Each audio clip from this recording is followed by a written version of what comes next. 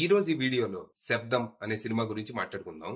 ఆది పినిశెట్టి, లక్ష్మీ మీనన్ లీడ్స్ గా అరివలగన్ వెంకటాచలం డైరెక్షన్ లో వచ్చిన హారర్ థ్రిల్లర్ ఇది.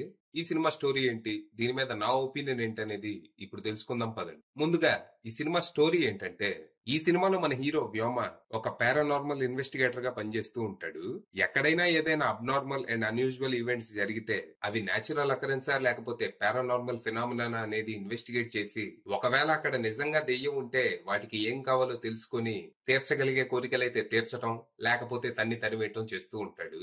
ఇక రీసెంట్ గా మనోడికి హోలీ ఏంజల్స్ అనే పెద్ద మెడికల్ కాలేజ్ నుంచి పిలుపు వస్తది. ఆ కాలేజ్ లో వారానికి ఒక స్టూడెంట్ ఆత్మహత్య చేసుకొని చనిపోతూ ఉంటారు. దీని వెనుక ఒక దెయ్యం హస్తం ఉందని మెల్లిగా రూమర్స్ మొదలవుతాయి. దాంతో కాలేజ్ యాజమాన్యం ఎక్కడైనా కాలేజ్ లో స్టూడెంట్స్ చనిపోతే చదువు ఒత్తిడో లేకపోతే లవ్ ప్రాబ్లమో అనుకుంటారు గాని, ఈ దెయ్యాల గోలేంట్రా బాబు అని చేసేదేం లేక మన హీరోని కాంటాక్ట్ అవుతారు. కాలేజ్ లో దెయ్యం లేదని ప్రూవ్ చేసి రూమర్స్ కి చెక్ పెట్టమని అడుగుతారు. ఇక ఆ స్టూడెంట్స్ ది హత్య లేక ఆత్మహత్య అని ఇన్వెస్టిగేషన్ స్టార్ట్ చేసిన మన హీరోకి ఆ స్టూడెంట్స్ ది హత్యే అని, దీని వెనక ఒకటి కాదు రెండు కాదు ఏకంగా 42 ఆత్మల ప్రమేయం ఉందని తెలుస్తుంది.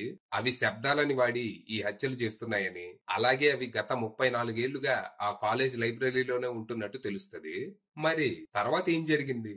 ఆ ఆత్మలు ఎవరివి? 34 సంవత్సరాలుగా కామ్ గా ఉన్న ఆత్మలు ఇప్పుడు ఎందుకు యాక్టివేట్ అయ్యాయి? ఆ స్టూడెంట్స్ ని ఎందుకు చంపాయి? వాటికి ఏం కావాలి? ఇంతకీ అవి శబ్దాలు వాడి మనుషులని ఎలా చంపుతున్నాయి? చివరికి ఈ మిస్టరీని మన హీరో ఎలా సాల్వ్ చేశాడు?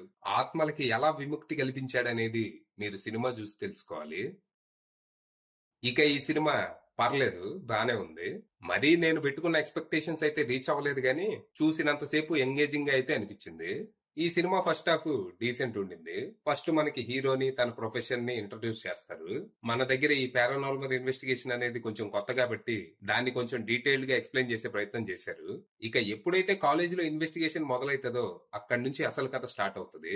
మోస్ట్లీ ఫస్ట్ హాఫ్ అంతా ఇక్కడ దెయ్యం ఉందా లేదా అనే సాగుతుంది. ఈ సీన్స్ అన్ని కొంచెం రొటీన్ గా రెగ్యులర్ గానే ఉంటాయి. మధ్యలో ఏదో కొంచెం కామెడీ ట్రై చేశారు గానీ అది కూడా పెద్దగా వర్కౌట్ కాలేదు. ఇక ఆ దెయ్యాలు ఎక్కడున్నాయి, అవి ఆ స్టూడెంట్స్ ని ఎందుకు చంపాయి అని తెలియటంతో ఇంటర్వెల్ పడుతుంది. ఇక సెకండ్ హాఫ్ స్టార్ట్ అవటం చాలా ఇంట్రెస్టింగ్ గా మొదలవుతుంది. అసలు ఆ దెయ్యాలు ఎక్కడి నుంచి వచ్చాయి, వాటికి ఏం కావాలనేది వెంటనే రివీల్ చేసేయకుండా మెల్లిగా ఒక్కో చిక్కుముడి విప్పుతారు. అలా ప్రీ క్లైమాక్స్ వరకు సినిమా చాలా ఇంట్రెస్టింగ్ గా సాగుతుంది. కానీ క్లైమాక్స్ మాత్రం మళ్ళీ పరమ రొటీన్ గా అనిపించింది. విలన్ రివీల్ తేలిపోయింది. మామూలుగా హారర్ మూవీస్ లో ఒక ఫార్ములా ఉంటది. ఫస్ట్ హాఫ్ లో దెయ్యం చేసే హడావిడంతా చూపించి సెకండ్ హాఫ్ స్టార్ట్ అవ్వటమే ఆ దెయ్యం ఫ్లాష్ బ్యాక్ చూపించేస్తారు. దాంతో మిగిలిన సినిమా రొటీన్ అయిపోయిన భావన కలుగుతుంది. సో అందుకనే ఇక్కడ తెలివిగా క్లైమాక్స్ వరకు అసలు ఏం జరుగుతుందనేది రివీల్ చేయకుండా దాచారు. ఇది కూడా రిస్కే. ఒకవేళ సినిమా ఎంగేజింగ్ గా లేకపోతే ఏంట్రా ఈ సోది, ఏం జరుగుతుందో చెప్పు అని ఆడియన్స్ విసుక్కునే అవకాశం ఉంది.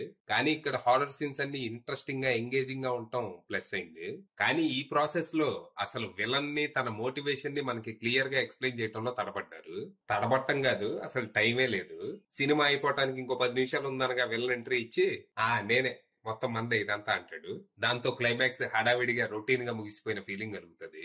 మొత్తంగా సినిమా అయ్యాక బిర్యానీ బానే ఉంది గానీ తింటన్న ప్లేట్ కే బొక్కుందనుకుంటూ థియేటర్ నుంచి బయటకు వచ్చాను. ఓవరాల్ గా సినిమాలో ఉన్న పాజిటివ్స్ విషయానికి వస్తే lead actors performances, cinematography, background score, sound design and direction. ఇక నెగటివ్స్ విషయానికి వస్తే కొన్ని lag scenes, visual effects and climax. Final గా చెప్పేది ఏంటంటే, ఇది ఖచ్చితంగా థియేటర్ లో ఎక్స్పీరియన్స్ చేయాల్సిన సినిమా. మంచి సౌండ్ సిస్టమ్ ఉన్న థియేటర్ చూసుకొని వెళ్ళండి. ఒకవేళ పెద్ద తెర మీద కాకుండా బుల్లి తెర మీద ఈ సినిమా చూస్తే ఏముందయా ఇందులో అనిపించే అవకాశం ఉంది. అది విషయం.